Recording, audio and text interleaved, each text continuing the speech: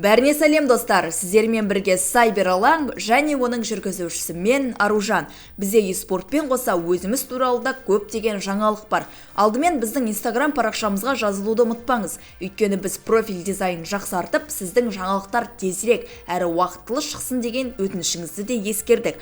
Біз Instagram парақшамызда соңғы жаңалықтарды YouTube-тен ертерек жариялап отыратын боламыз, бірақ көбінесе ақпарат басқа да әлеуметтік желілерге шығады. Ал енді e-спорт жаңалықтарына тоқталайық. Бізбен бірге болыңыздар.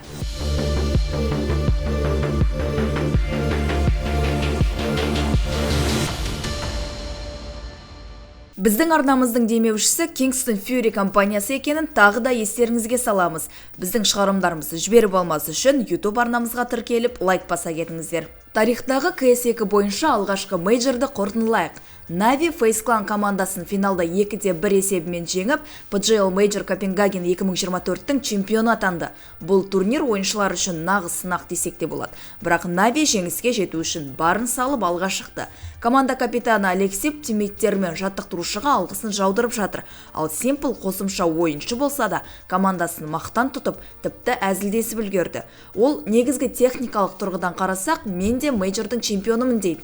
Навиді олардың керемет нәтижесі мен ұжымдық рухын дәлелдеген осы жеңісімен шын жүректен құттықтаймыз. Ал ивенттің өзі туралы айтсақ, ұйымдастыру көптеген ойыншылардың көңілінен шығыпты. Бізге де ұнады, келесі мейджорды күтейік.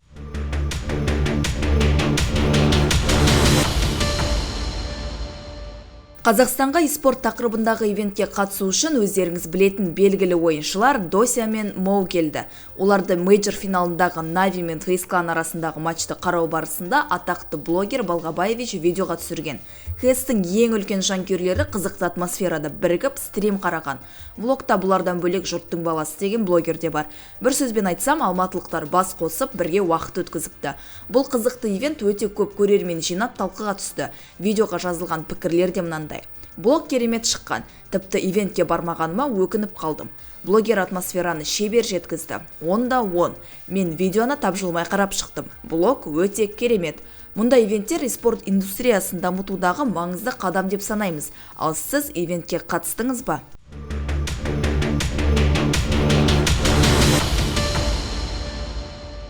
Simple басқа команда ізде, дейді Overdrive. Ол Навидің Даниядағы жетістігі туралы өз пікірін білдірді.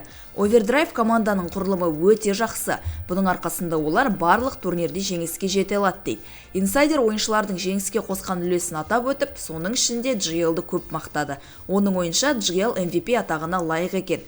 Сондай-ақ ол Wonderful-ды ұмытпады. Ойындағы мықты және әлсіз тұстарын атап өтті. Бит те керек кезде өзін жақсы көрсете білді деген ойда. Сонымен бірге ол Simple-ды командаға кем дегенде келесі мейджорға дейін қайтадан қоспайды деп отыр.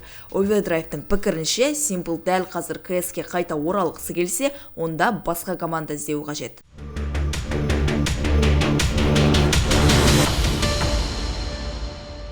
Мейджорда болған оқиға ойын қауымдастығында дүрбелең шу мен наразылық тудырды. G2 eSports пен Mouse арасындағы матч кезінде, яғни турнирдің ширек финалында жанкүйерлер тобы сахнаға шығып, қоғамдық тәртіпті бұзып, наразылығын білдірді. Олар G2 eSports'ты олардың демеушісі CSGO World казиноларымен, атап айтқанда Hyperdrop сияқты скам казиноларымен біріккен үшін айыптады. Бұл протестті CSGO World'ың бәсекелесі CSGO Empire сайты жоспарлаған. Жанкүйерлер өздерінің наразылығын білдіріп, G2 eSports'тен CSGO World'мен ынтымақтастықты тоқтатуды және көпшіліктен кешірім сұрауын талап етті. Құқық бұзушылар ұсталып мазаққа ілінді, ал PGL оларды сотқа беруді жоспарлап отыр. Сонымен қатар турнир операторы сахна күзетін күшейтті.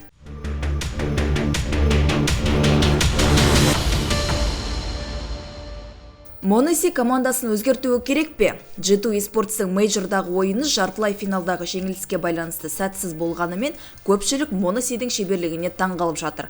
Overdrive Monosi'ден Никода мықты ойыншылар деп санайды. Сондықтан басқа командаға кетсін дейді. Ол теориялық тұрғыдан Monosi'ді Cloud9-ға, ал Никоны Falcons'қа көшіріп жіберді. Ал талдаушы Вячеслав Бритвен Monosi өзінің болашағы үшін басқа командаларды қарастыру керек деп жатыр. Айтпақшы, Monosi Dongпен бірге PGL Major Копенгаген 2024-тің үздік ойыншылардың рейтингінде көшбасшы атанды.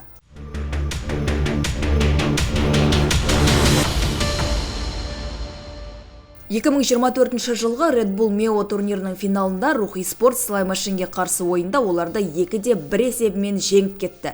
Жеңімпаздарға үлкен сыйлықтар берілді.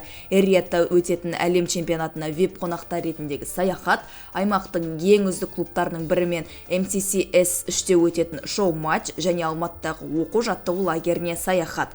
Радабек, Камари, Айкун, Оулен, Уорси және Урейдс кіретін чемпиондар құрамы керемет шеберлік пен мықты командалық ойын көрсетті.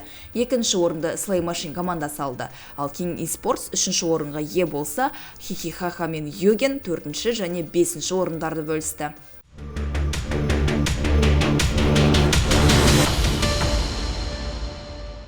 PSG Quest Elite League-тің екінші топтық кезеңіне өтті. Естеріңізде болса, бұл командада біздің отандасымыз Айбек Тоқаев ойнайды.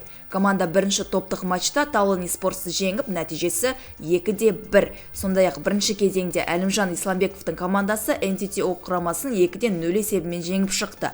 Бұл жеңіс Фишманның командасына жарыстың келесі кезеңіне шығуға мүмкіндік берді. Фишур және ESB ұйымдастырған Dota 2 бойынша Elite League швейцар кезеңін 2024 жылдың 31 наурызы мен 4 сәуір аралығында өткізген еді. Бұл кезеңнің нәтижесі бойынша үздік 8 команда турнирдің келесі кезеңіне өтеді. 2024 жылдың 5-11 сәуір аралығында жоспарланған екінші топтық кезең одан да қызықты ойындар мен сәттерге толы болады деген үміттеміз.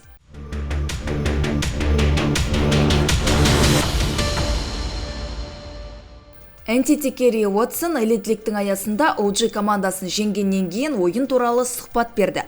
Watson Monkey King-тің 4-ші позициядағы стратегиясын команда жақсы көреді дейді. Оларға ойыншы қарсыластардың көрерлерін жойып, нетворксы көбейткенін ұнайды. NTT келесі кезеңге шығу үшін матчқа ұзақ дайындалып барынша тырысты. Сонымен қатар Watson турнирлердегі швейцар жүйесін ұнататынын айтты.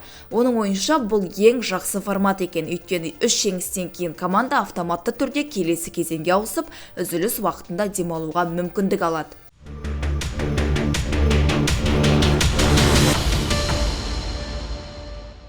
Сауд Арабиясының назары әлі де киберспортта. Онда Sports World Cup аясында League of Legends бойынша Red турнир өтеді. Бұл турнирді 2017 жылдан бері Riot Games өткізген еді, ал биыл жағдай осылай. Мұндай іс-шара соңғы рет Катовице қаласында Intel Extreme Masters аясында өткен болатын. Турнирге қандай командалардың қатысатыны әлі белгісіз. Алайда Riot Games әр ірі аймақтың Европа, Америка, Корея және Қытайдың ең жақсы 2 командасына осы маңызды шараға қатысуға мүмкіндік береді деген қауесет бар. Бұрын Gamers 8 деген атпен белгілі eSports World Cup, Dota 2, CS2, Free Fire, StarCraft 2, Overwatch, PUBG Mobile, Arena of Valor және басқа да танымал ойындарды қоса алғанда әртүрлі дисциплина бойынша турнир өткізетін жыл сайынғы eSport фестивалі.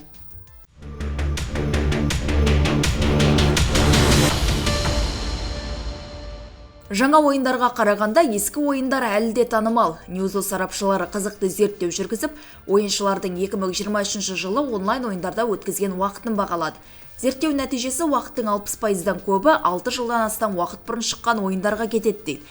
Fortnite, Roblox, CSGO және CS2, Call of Duty, Modern Warfare 2 және оның жалғасы League of Legends, GTA 5 және Minecraft сияқты ойындар аса танымал екен.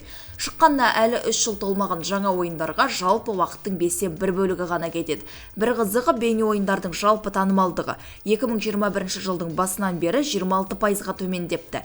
2 жыл ішінде орташа көрсеткіш коронавирустық пандемия кезінде тіркелген көрсеткішке теңесе алмайды.